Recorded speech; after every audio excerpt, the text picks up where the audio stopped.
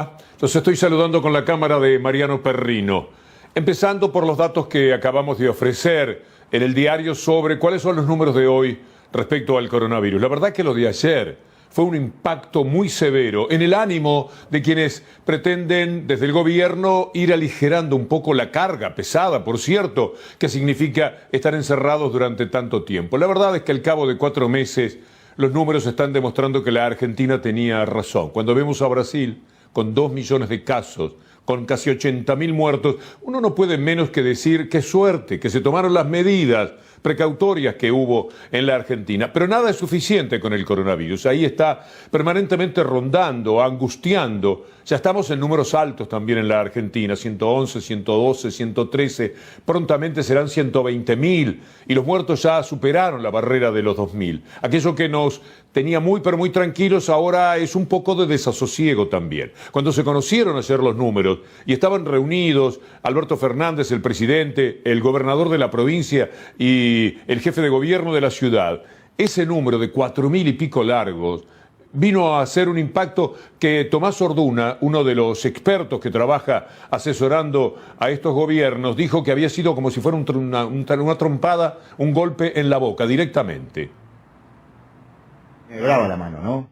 Sí, ayer nos dio una piña, digamos, en los dientes.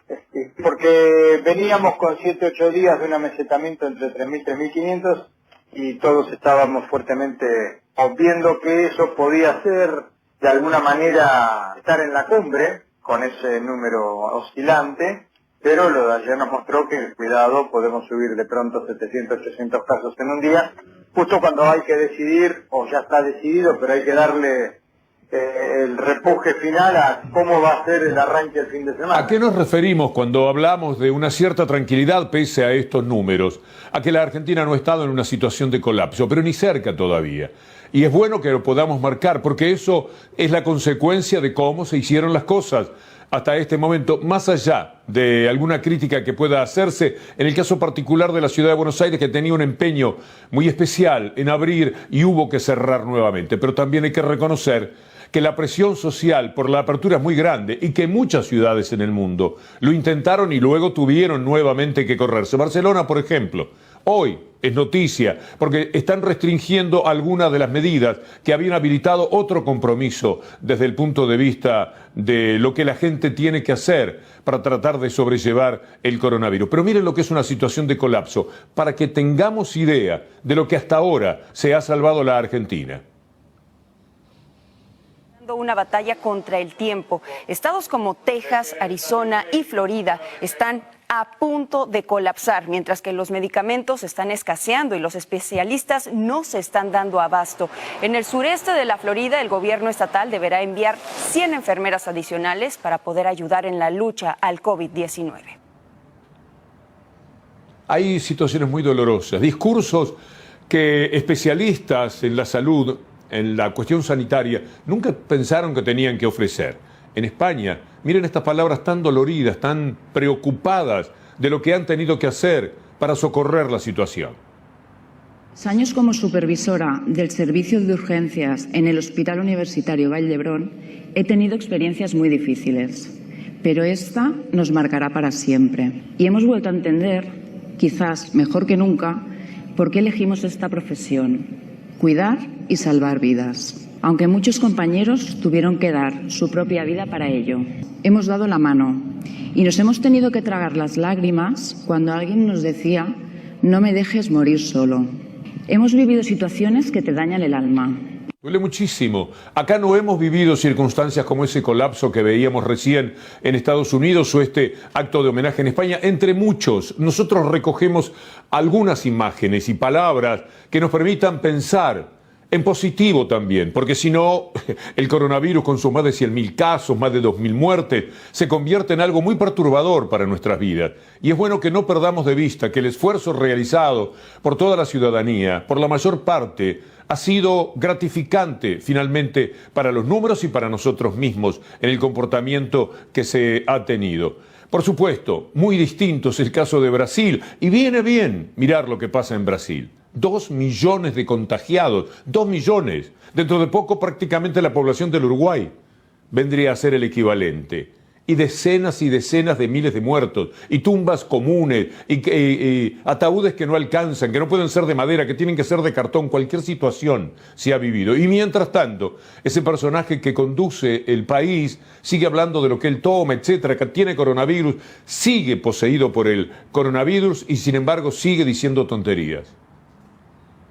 De manhã fiz o exame, à noite deu o resultado que ainda estou positivo para o coronavírus. Fui medicado desde o início com a hidroxicloroquina, uma recomendação médica para isso.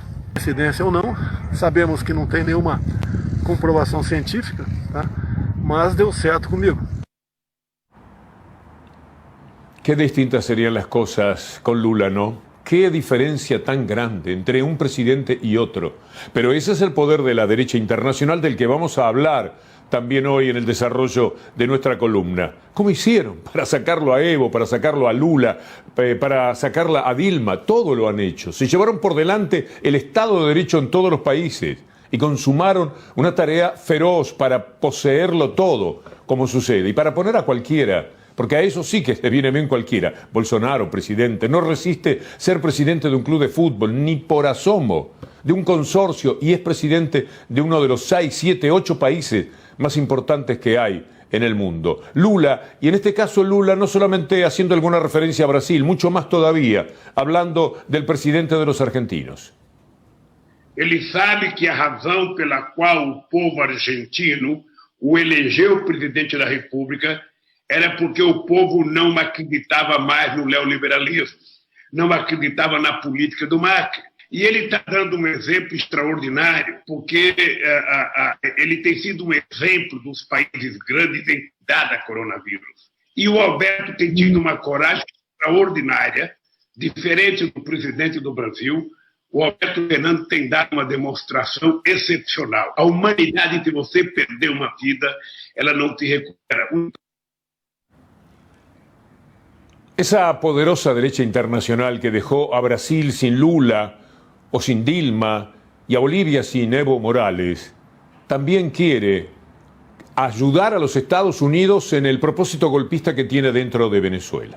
Es de una canallada tan grande lo que esa derecha quiere, que cualquier forma de sumisión ante los propósitos norteamericanos a uno le provocan resquemores y dolores. Hoy amanecimos con una cierta tristeza. Por suerte eso se fue diluyendo al cabo del día después de lo que Alberto Fernández explicó y dijo, en tanto presidente de los argentinos, sobre cuál es la realidad de la relación de la Argentina en el tema Venezuela. Algo se había dicho en Cancillería, algo había dicho un representante diplomático en Ginebra que llegó a pensar que la Argentina estaba condenando también a Venezuela. Y hubo precisiones que fueron importantes, ajustes de ese discurso inicialmente recogido por los diarios con gran entusiasmo y también por el Departamento de Estado de los Estados Unidos y también por el PRO, que hasta sacó un comunicado diciendo qué bien el gobierno argentino, que todos amanecimos francamente espantados, con mucha tristeza, con mucha angustia, porque la Argentina no tiene que ponerse de rodillas de ninguna manera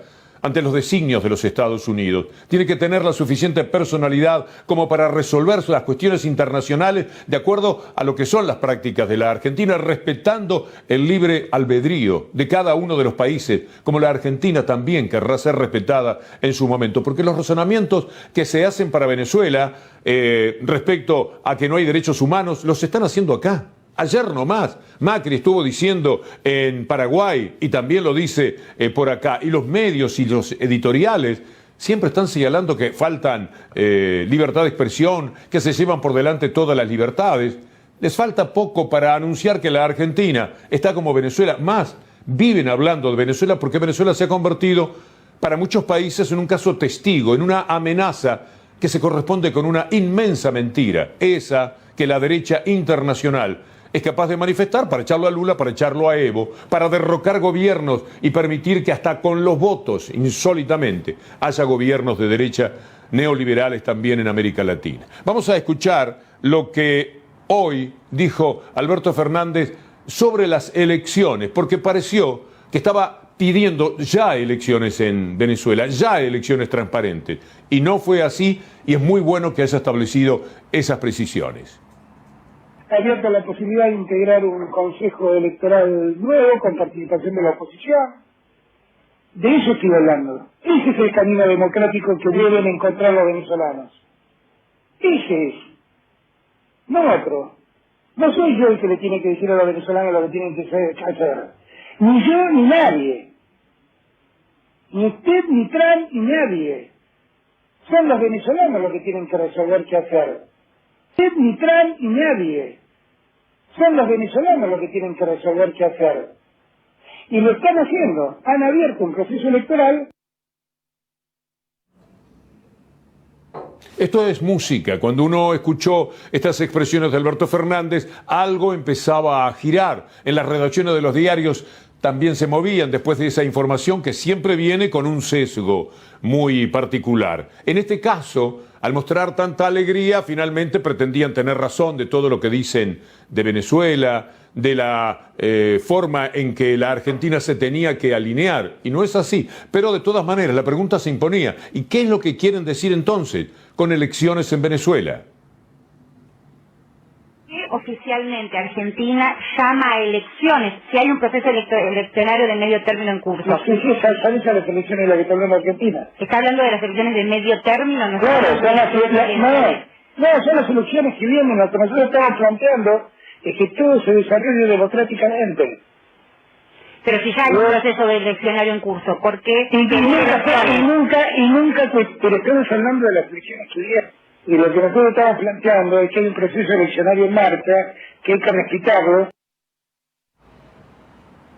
Así las cosas, el único reproche que quedaba al final del día y de lo que Alberto Fernández, el presidente, dijo era, bueno, hay que hacer algunos ajustes con Cancillería o con lo que los representantes diplomáticos dicen. Es muy fino el tema. Hay que ser muy preciso. Cada frase tiene que tener un contenido que sea clarísimo para todo el mundo.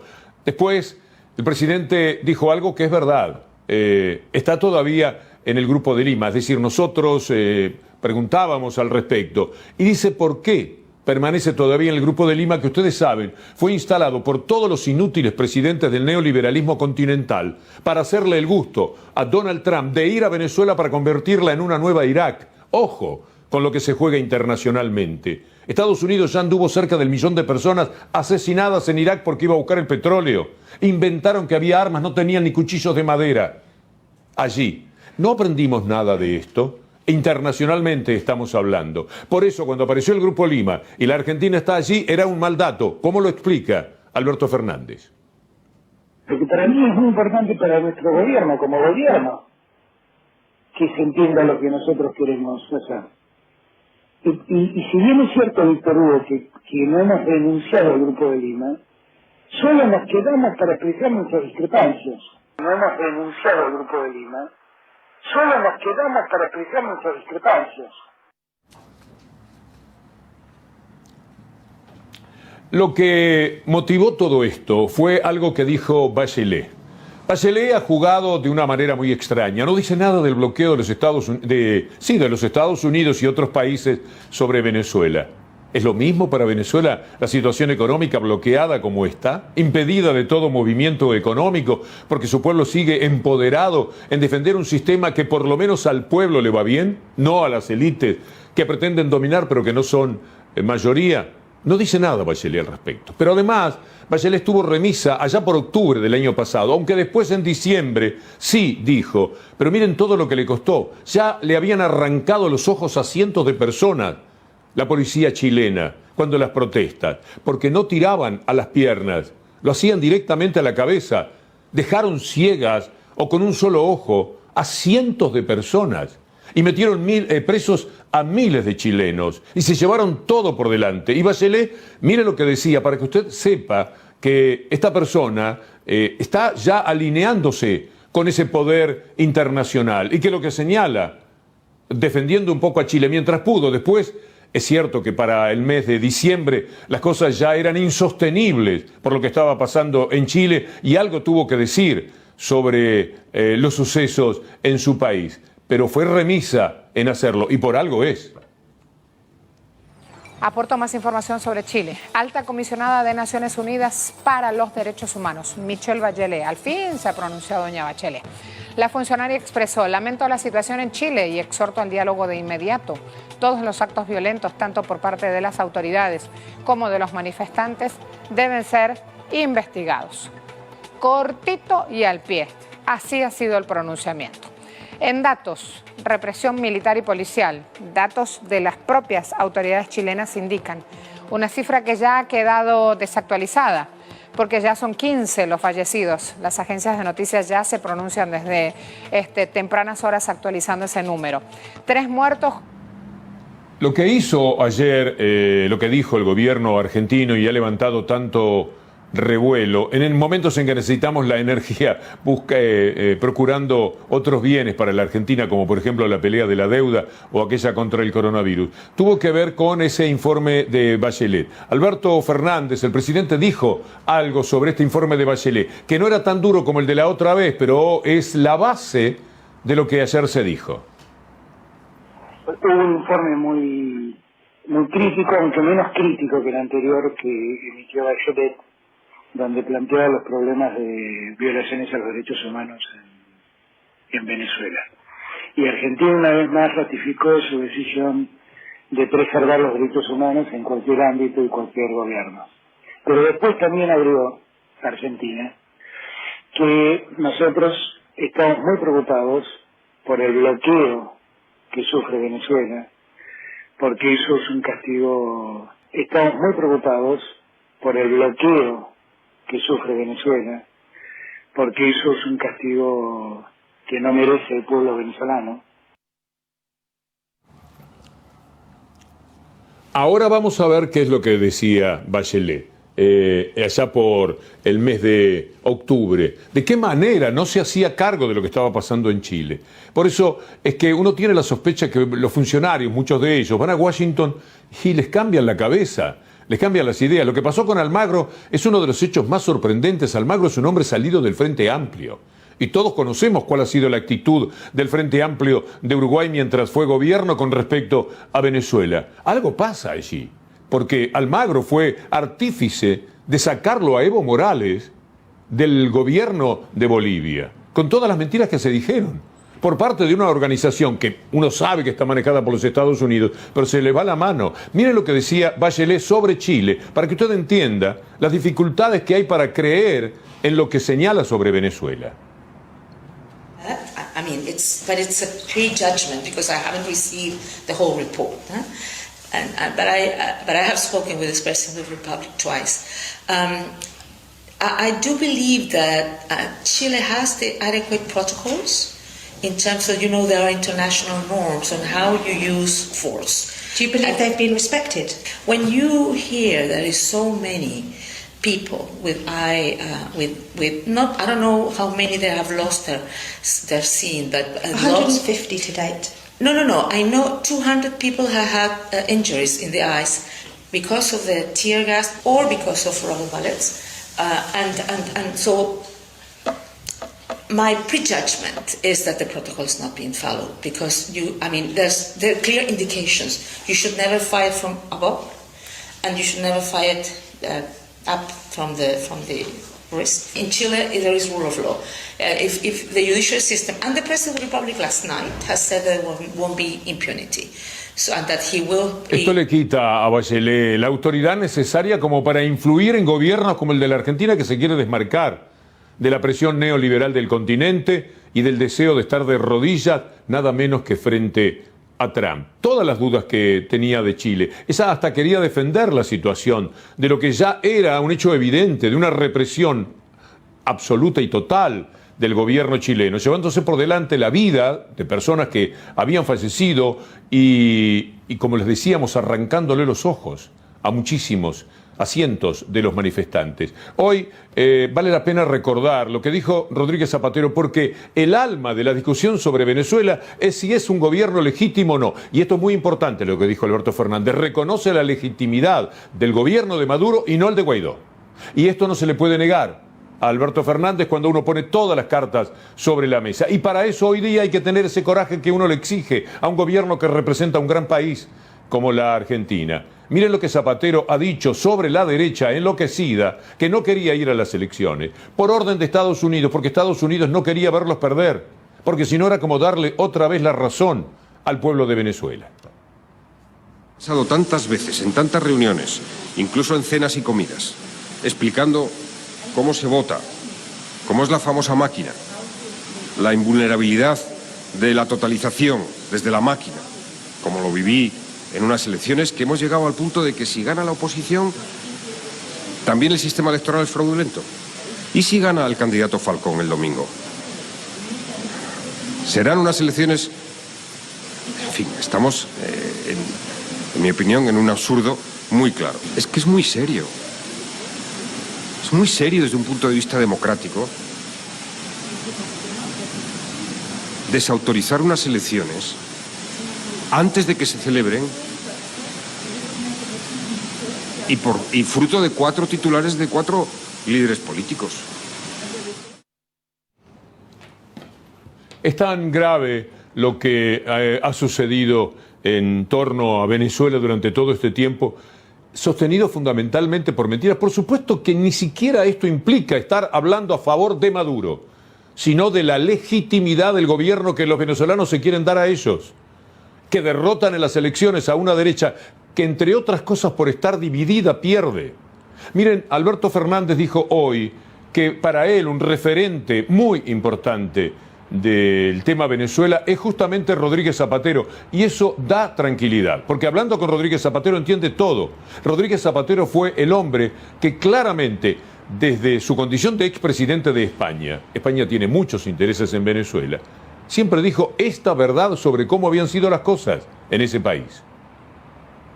Pero por último, a la credibilidad que me merece Rodríguez Zapatero, un hombre que representa un país con muchos intereses en Venezuela y que sin embargo habló claramente a favor de la limpieza con la que transcurrieron las elecciones anteriores.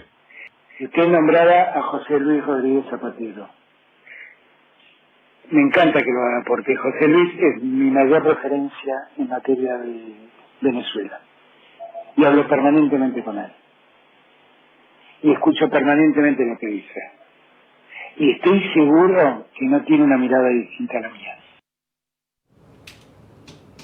Esto vale oro. Esto es quizás lo más importante y lo que viene ahora también. Lo que le vamos a escuchar decir a Alberto Fernández también, con relación a yo no reconocido a Guaidó. La legitimidad del gobierno de Maduro está salvada en cuanto a la responsabilidad del discurso de la Argentina, porque aquí Guaidó no existe. Guaidó no es tenido en cuenta. Otros países como el Reino Unido están robando a Venezuela $1.000 millones en lingotes de oro diciendo esto es de Guaidó. Es un chiste de muy mal gusto, un dolor muy grande para la historia. Pero mientras tanto, que la Argentina tenga este recaudo de no reconocer a Guaidó no es poca cosa, por cierto. Nunca nosotros desconocimos la legitimidad en términos de elección, en términos electorales, del gobierno electo en Venezuela. Por eso nunca reconocimos a Guaidó. Es muy como importante. Como lo hizo España, por ejemplo. Nosotros nunca reconocimos a Guaidó. Y sí lo había reconocido el gobierno anterior. Pero es central lo que usted está diciendo, porque lo textual... Pero Cintia, esto es lo que siempre hemos dicho.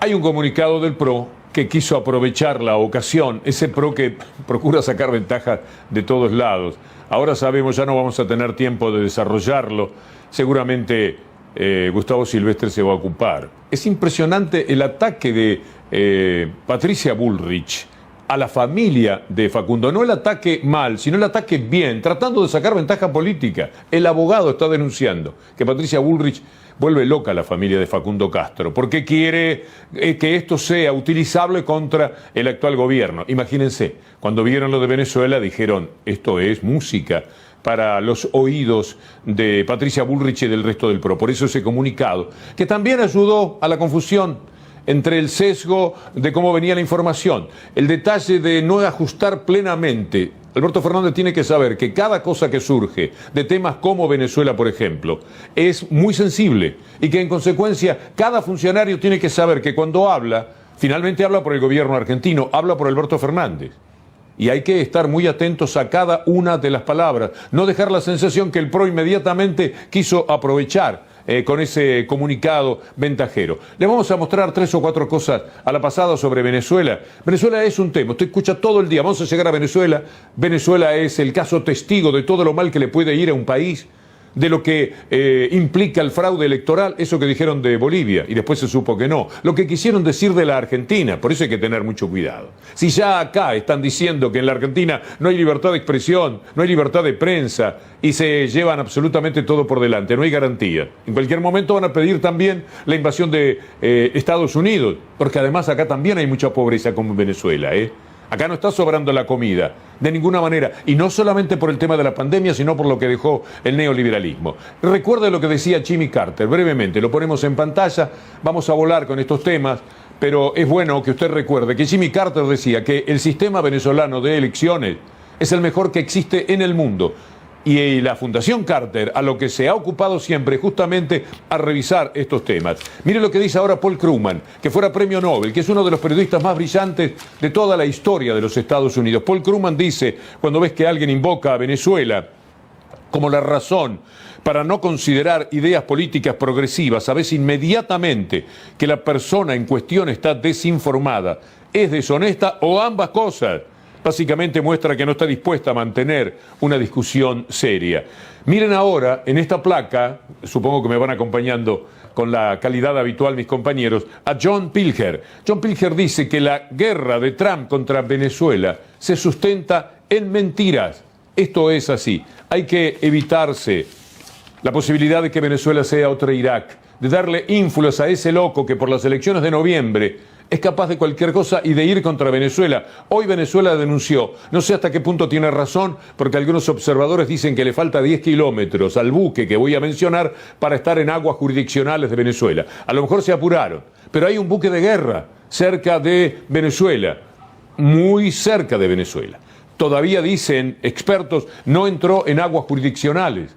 Usted sabe cómo fue lo de Irak. Si vio la película El vicepresidente, querían hacer negocios con todo el catering al vicepresidente de entonces, de Bush, del Bush chico, quería entrar con su negocio de servicios a los que trabajan en los pozos petroleros.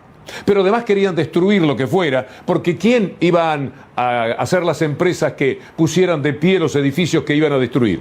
Los Estados Unidos lo iban a poner. Entonces, era un negocio colosal. ¿Les importaba matar 1 millón de personas? No, porque tenían la aquiescencia de todo el mundo, o de buena parte del mundo, debo corregir, no Francia, no Alemania, pero sí España y sí muchísimos países, que miraban a hacer a Estados Unidos lo que se le antojó. Este fue el crimen más grande, quizás, cometido en los tiempos modernos, por un país contra otro con el pretexto de una guerra porque tenían armas. Ahora el pretexto contra Venezuela es que sus elecciones no son limpias. Porque si las elecciones son limpias, y eso lo podemos aceptar, si son legítimas, ¿qué más estamos discutiendo? ¿Por la pobreza? ¿Quiere Trump invadir a Venezuela? ¿La pobreza que él fomenta con los países títeres que tiene, impidiendo que lleguen alimentos, que lleguen los artículos que necesita Venezuela? Por supuesto que tiene problemas Venezuela, pero ellos los están promoviendo, forzando a que las cosas sean de esta manera. Por eso, lo que hoy era una inmensa tristeza, después de hablar con Alberto Fernández, se convirtió una vez más en tener que defenderse, como lo dice a continuación, del sesgo que siempre tiene la información de medios y de sectores políticos muy interesados en las cosas, en que las cosas sean como a ellos se les antoja, y no como son. Estamos en un tiempo de la Argentina donde cada uno usa la parte que le conviene de la información, que se dijo en el alto comisionado, y verá que es mucho más que lo que están diciendo algunos diarios. Es mucho más. Yo no quiero dejar correr esta idea que está ventilándose, porque no es cierta, básicamente no es cierta. Hemos dicho lo que siempre hemos dicho. Y en esta vez también hemos sido coherentes, Víctor Hugo. Por eso me animo a pedirle este tiempo para hacer esta aclaración, porque si no los diarios sesgan lo que uno dice y bueno, confunden y no es justo. Yo sí lamento por cómo han sesgado la declaración, lamento que la presenten como la han presentado y confundan a muchos compañeros. Hubiera sido una vergüenza, un motivo de inmensa angustia que el gobierno argentino hubiera dado el paso que pareció para muchos y que afectó durante varias horas la realidad política de la propia nación. Cuando Alberto Fernández habló e hizo las precisiones pertinentes, me parece que uno sintió que las cosas volvían a estar en orden, que la Argentina es el país que uno espera, con una gran dignidad, con un gran sentido de soberanía, de rodillas ante los Estados Unidos, una vez más como ha pasado con tantos países o en algunos momentos de la historia de las dictaduras. En la Argentina, por favor, no. Igual que los otros presidentes, la Argentina de Alberto Fernández, igual que Piñera, no, por favor, igual que Bolsonaro, de ninguna manera. Entonces, por la propia nación, es bueno que hoy hayamos tenido estas precisiones y que podamos en ese terreno terminar el día en paz. En el tema del coronavirus, decir, es preocupante, pero ni por asomo lo que pasa también en el resto de América Latina. Después quedaron Macri y sus teléfonos, que no quiere que se los escuchen y demás, pero ese es un tema que podemos desarrollar mañana. El saludo para Pablo Dugan, para Gustavo Silvestre y para ustedes. Mi gratitud a todos mis compañeros y nos reencontramos mañana, si Dios quiere.